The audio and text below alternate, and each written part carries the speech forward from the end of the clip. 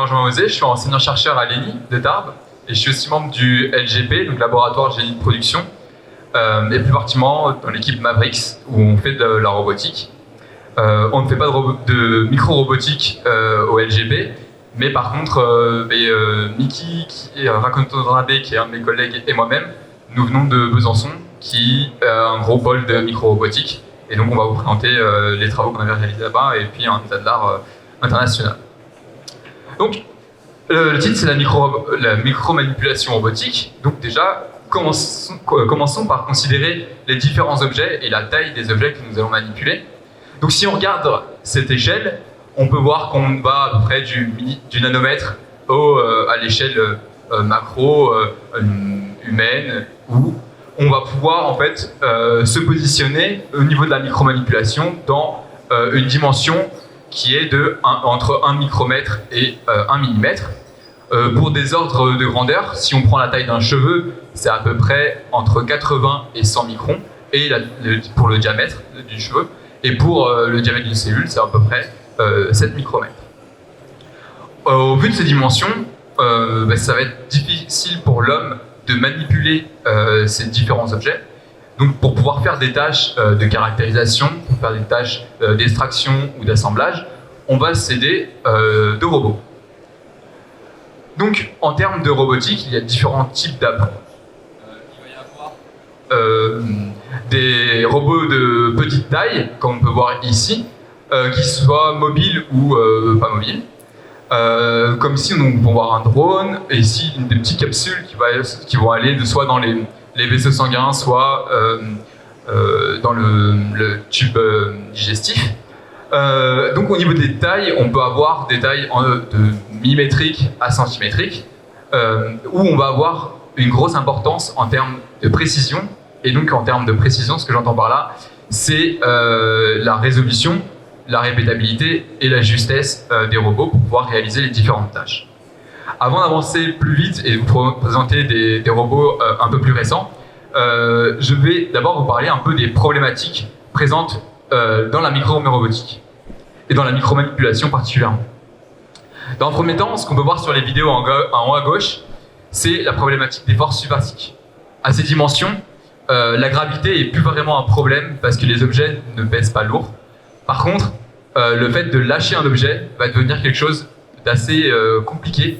Et donc, il y a tout un type de technologie qui va être utilisée pour pouvoir résoudre ce problème-là. Au niveau des différentes tailles, que ce soit pour les manipulateurs ou pour les objets manipulés, on va utiliser généralement des microscopes, soit des microscopes optiques qui sont relativement courants, soit des microscopes électroniques à balayage, comme on peut voir ici, où le principe c'est d'envoyer des électrons sur un objet pour pouvoir l'observer, sachant que la chambre dans laquelle on va pouvoir mettre l'objet fait une dizaine de centimètres cubes. Donc si on veut intégrer un robot, ça va être assez compliqué d'avoir des structures avec une grosse possibilité de déplacement. Et donc on va avoir une grosse problématique en termes de mesure et d'espace. Donc comme on peut voir ici par exemple, ici c'est une structure qui est à l'intérieur de la chambre, et on va avoir des bras et des manipulateurs qui sont généralement plus grands que les objets manipulés. Néanmoins, avec des structures robotiques, on peut arriver à faire ce qu'à Besançon ils ont réussi à faire, c'est de créer une petite micro-maison au bout d'une fibre optique, sachant que la micro-maison fait à peu près 20 micromètres de taille, et la fibre optique fait donc elle a un peu moins de 80 micromètres, parce qu'elle a été une autre problématique est la problématique du bruit de mesure et du compromis et précision et espace. Comme on peut voir ici sur les deux schémas réalisés, en fait en rouge on a observé un capteur juste positionné sur un robot alors que rien ne bougeait. Et ce qu'on peut voir, c'est que on a un déplacement de notre capteur de 300 micromètres. Sachant que les objets qu'on veut manipuler peuvent faire 7 micromètres, on a un gros problème de mesure. Et en fait, on s'est aperçu que, avec des méthodes assez classiques, on va pouvoir, en fait, classique dans le sens où attendre que le setup soit reposé pour attendre les relaxations mécaniques, allumer la caméra largement à l'avance pour pouvoir éviter l'échauffement de tout ce qui est électronique. Bon, en fait, on peut réduire ces différents problèmes et atteindre une mesure relativement non bruitée. Le problème qu'il peut y avoir avec ce schéma-là, c'est tout simplement lorsque on va utiliser des rails, par exemple pour guider les actionneurs linéaires, les tout petits défauts qu'à l'échelle macro, on ne va pas forcément avoir d'importance, à l'échelle micro, on aura une grosse importance, et donc on risque d'avoir des grosses erreurs de positionnement. Donc, pour solutionner ce type de problème, une des solutions est d'utiliser de la micromanipulation sans contact, que ça soit avec différentes technologies, comme ici, le magnétisme, où on va venir avec des bobines aux alentours de la zone de manipulation, déplacer par exemple ici des billes en métal pour pouvoir interagir avec des bulles d'eau. On peut également utiliser de l'acoustique pour faire soit du déplacement de gouttes d'eau, soit de la destruction du déplacement de liquide pour pouvoir donner et envoyer des médicaments au fur et à mesure ou récupérer, faire du mélange. On peut également utiliser des lasers optiques pour pouvoir faire des déplacements, et faire également ce qu'on appelle du laser trapping, pour pouvoir en fait déplacer par exemple ici une cellule ou encore une structure robotique qui vient faire la manipulation. Et une autre technologie possible est tout ce qui est thermique.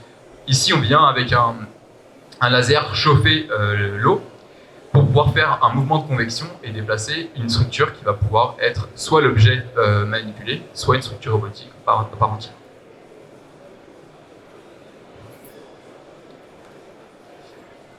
Une autre possibilité, c'est d'utiliser la micromanipulation avec contact.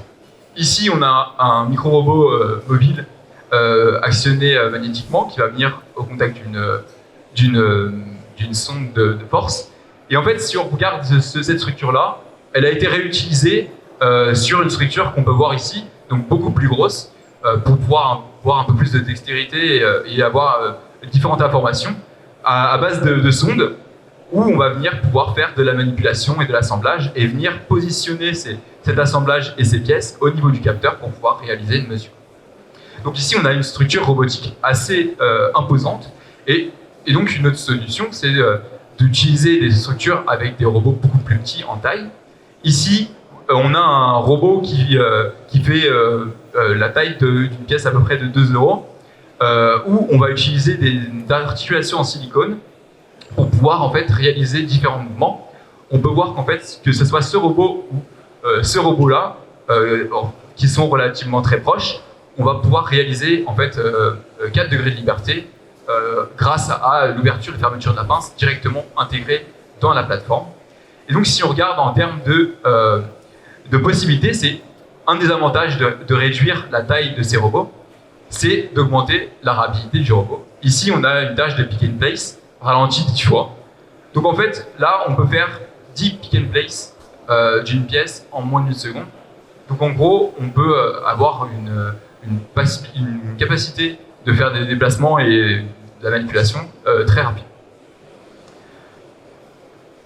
Ce qu'on peut voir également en termes de compromis, et j'en ai parlé tout à l'heure, c'est le compromis entre répétabilité et l'espace de travail caractéristique. Et si on regarde à peu près où est-ce qu'on pourrait se positionner en termes de micro-positionnement, on peut voir en fait que des deux technos qui existent actuellement, que ce soit des robots polyarticulés classiques ou des robots où on va jouer sur la compliance d'articulation avec des actionneurs ultra précis, on peut voir qu'en fait on a un manque de répétabilité et d'espace de travail.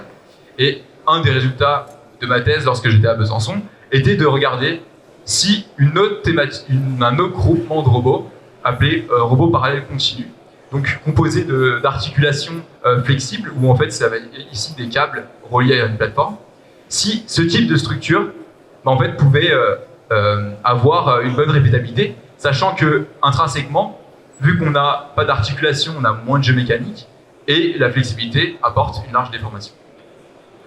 Donc, durant ma thèse, j'ai développé ce robot-là et en termes de performance, on avait un espace de travail d'à peu près 10 mm, donc ça reste relatif à l'application, ce qui peut être relativement bien, mais relativement contraint pour certaines applications.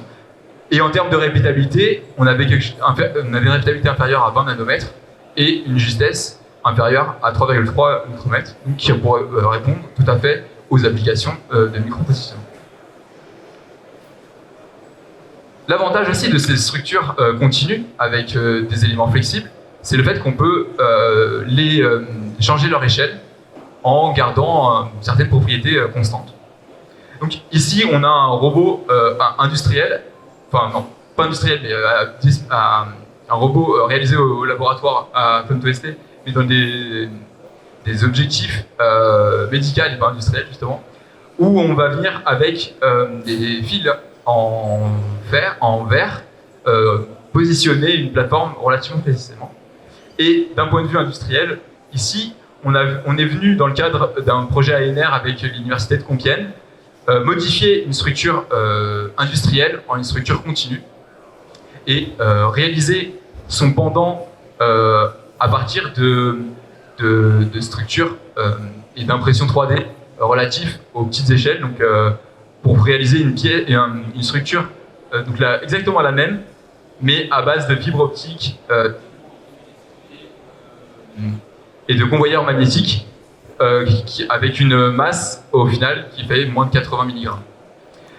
Pour ce type de structure, on va utiliser d'autres types. C'est possible d'utiliser d'autres types de moyens de modélisation.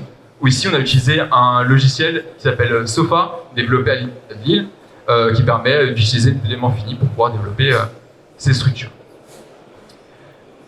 Ma dernière slide sera un peu plus l'ouverture de ce que nous on fait au LGP à Tarbes. On utilise également des structures continues, mais plus appliquées pour tout ce qui est exosquelette. Et donc on applique et on utilise aussi ce qu'on a vu en micro-robotique pour pouvoir développer ce genre de structure. Je vous remercie pour votre attention.